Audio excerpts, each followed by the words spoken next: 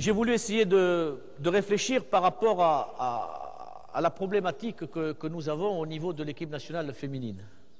Et les lacunes du basket national féminin français, c'est tout ce qui est, à mon sens, l'attaque.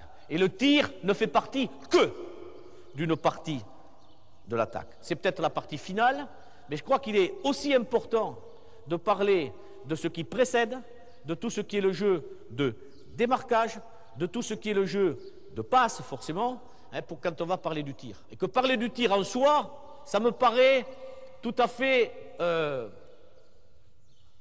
un faux problème, en quelque sorte. Un faux problème. Tout à l'heure, dans le silence de cette salle, je suis arrivé ici, il y avait deux jeunes joueurs talentueux. Il y en a un qui joue en première division française et un autre qui est dans une université américaine.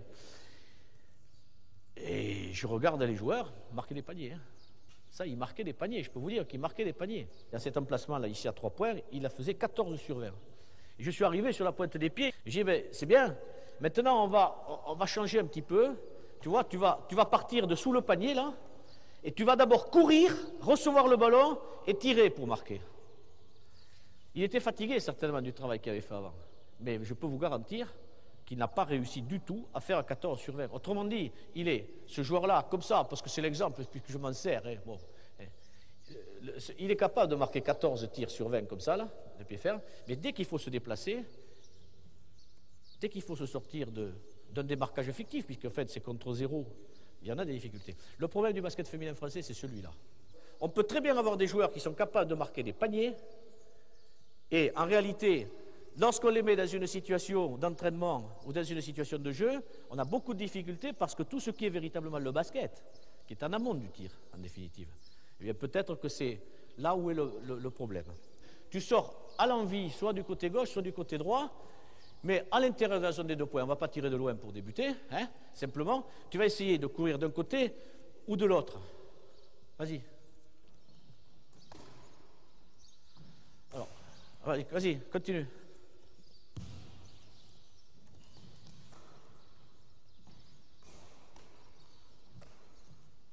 Voilà, alors, les deux joueuses là, elles sont en train de penser qu'on est en train de faire un exercice de tir. Vous voyez? C'est ça qu'elles pensent. Qu'on est en train de faire un exercice de tir. Et moi, ce que je suis en train de faire à travailler là, c'est un exercice de passe. C'est elle qui travaille, c'est pas celle-ci, c'est elle qui travaille. Et vous avez vu, par conséquent, l'émission du ballon. Vas-y. Première réception de balle. La petite joueuse là-bas, elle a fait la moue. Elle a fait comme ça. On ne s'est pas entendu pourtant. Elle a fait la moue parce qu'elle trouvait que la passe n'était pas bonne. Donc, le tir, c'est d'abord ça. C'est d'abord ça, c'est-à-dire l'aptitude. L'aptitude à sortir, à jouer le ballon, à faire des passes extérieures. À imaginer, l'aptitude à imaginer qu'il y a un adversaire face à soi, mais également face à elle. Ça commence d'abord là. Quand on parle de basketball, de toute façon, il faut toujours parler, me semble-t-il, de défense par rapport à l'attaque et d'attaque par rapport à la défense.